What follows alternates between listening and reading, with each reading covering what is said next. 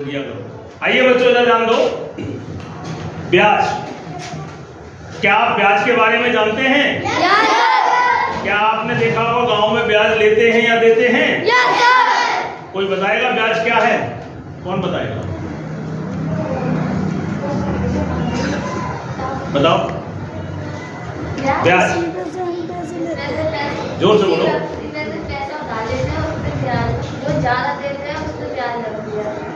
ठीक है, ये बेटी बिल्कुल सही बोल रही है कि जो हम उधार लाते हैं और उधार के बदले में जो ज्यादा उसको पेमेंट करते हैं, लौटाते हैं, वो क्या कहलाता है? ब्याज। जैसे मान लो मैं 100 रुपए लेके आया और उसको 110 लौटा रहा हूं, तो कितने ज्यादा लौटाए मैंने? 10। वो 10 जो है वो क्या है? ब्याज। साधारण भाषा में वो ब्याज। अब देखिए, ब्याज दो तरह की होती है, साधारण ब्याज और चक्रवृद्धि ब्याज।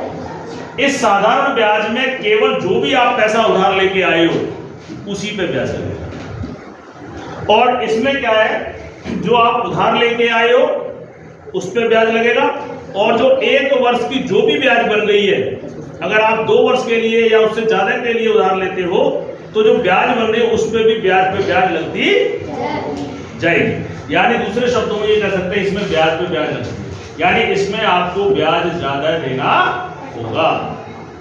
अब ये बताइए मुझे, अगर आपकी बात समझ में आई है तो, अगर मुझे पैसा किसी से उधार लेना है, वैसे तो उधार लेना नहीं चाहिए, लेकिन मान लो इमरजेंसी पड़ गई, उधार लेना है, तो मुझे इन दोनों में से कौन सी ब्याज में से लेना चाहिए? क्यों? क्योंकि यहां मुझे पैसा कम लौटाना है। अब आइए एक उदाहरण से इन दोनों में अंतर समझते हैं। एक व्यक्ति है जो 200 रुपए उधार ले रहा है 10% ब्याज की दर से, यानी 10 रुपया सैकड़ा की दर से, और 2 साल के लिए उधार ले रहा है, तो उसे इन दोनों में ब्याज कितनी देनी पड़ेगी?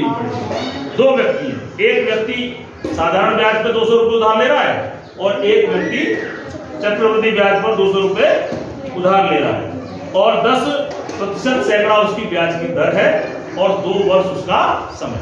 तो देखिए, P का मतलब है मूलधन, जितना उधार ले रहे हैं। R क्या है?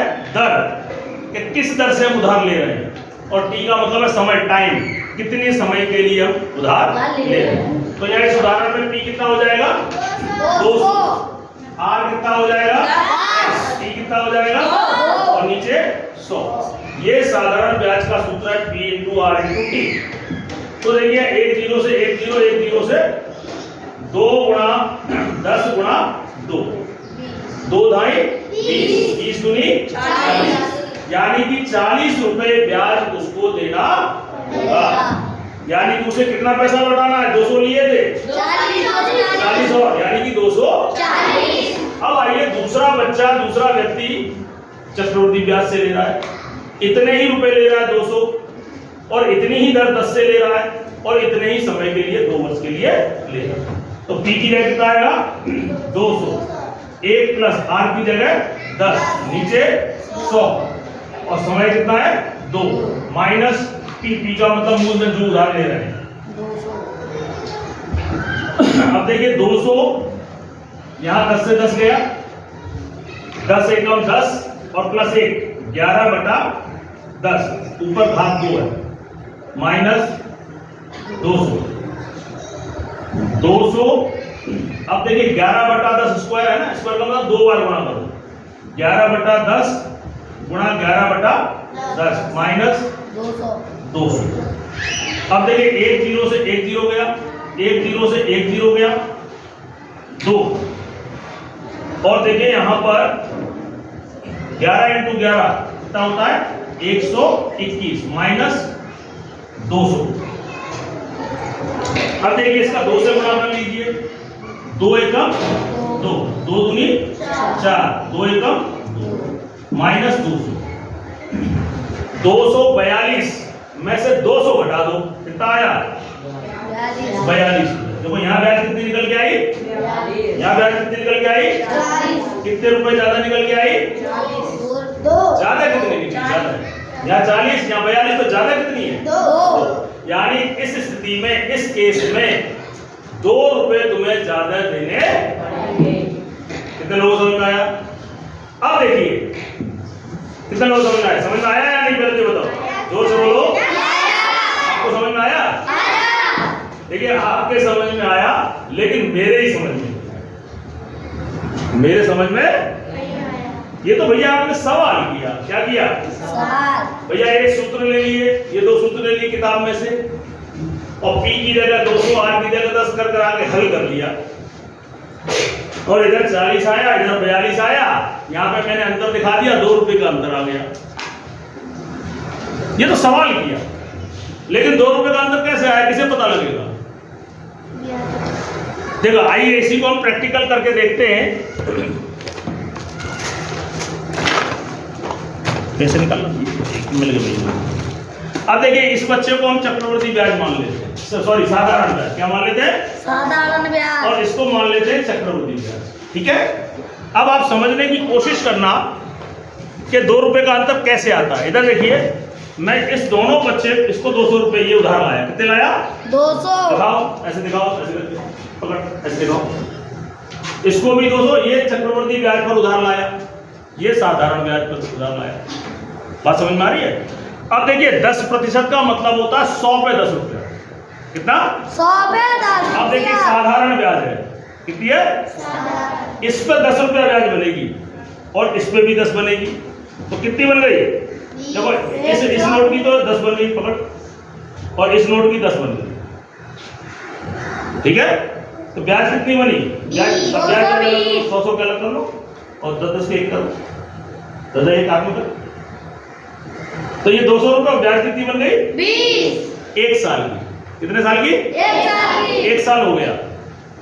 अब फिर दूसरी साल है, साधारण ब्याज है ना, तो इस पे लगेगी ब्याज, इन पे केवल जो उधार लिया है, तो इस पर फिर ब्याज बन गई कितनी? 10 रुपए, और इस वाले 100 पे फिर बन गई ब्याज कितनी हो गई? इस पे 40 कितनी हो गई? बात समझ में आ गई? अब आ जाते हैं इस पे, तो पहली साल पकड़ो, एक इस पे 10 रुपए, और दूसरे वाले 100 पे अलग अलग कर। ये ब्याज बनी कितने साल पे? 1 साल पे। देखो 1 साल पे तो यहाँ भी ब्याज 20 ही बनी थी ना। तो देखो एक पॉइंट निकल के आया कि अगर 1 वर्ष के लिए आप धन उधार ले रहे हो, तो चाहे आप साधारण ब्याज पे लो, चाहे आप चक्रवृद्धि ब्याज पे लो, आपको समान ही देना है, क्योंकि इधर भी 20 और इधर भी 20। जो चक्रवृद्धि ब्याज का खेल जो शुरू होता है, वो 2 साल 1 साल के बाद, अगर हम ज्यादा समय के लिए लेते हैं तब शुरू होता है। अब देखिए दूसरे साल में क्या होगा? ये क्या है? ये क्या है? चक्रवृद्धि ब्याज है ना। यहाँ इस पे भी ब्याज लगेगा और इस पे भी लगेगा, तो देखो इस पे 100 पे, अरे ऐसे ही अलग अलग, इस पे 10 और इस पे 10, इस पे 10 और इस पे 20 बन गए। इस तरफ पकड़ो, ये समझा ना? दूसरे साल की बात हो रही है। अब इस पे भी बनेगी दूसरे साल की, तो देखो 100 रुपए पे 10 रुपया, तो 10 रुपए पे कितना? 1 रुपया।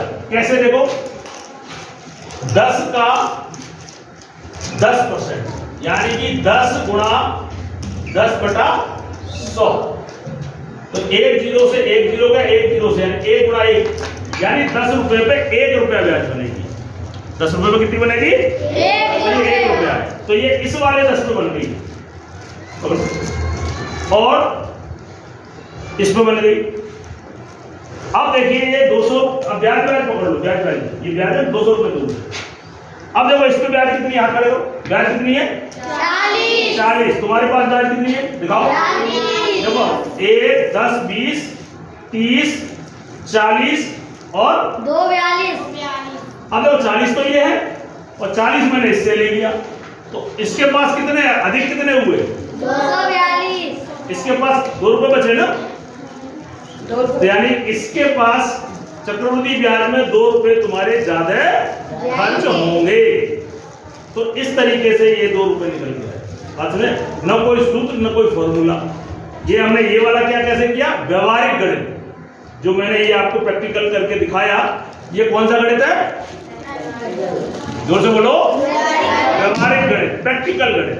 और जो मैंने ये प्रक्रिया आपको प्रैक्टिकल करके दिखाई, इसी को सूत्रात्मक रूप से मैंने आपको पहले सॉल्व करके दिखाया। ठीक।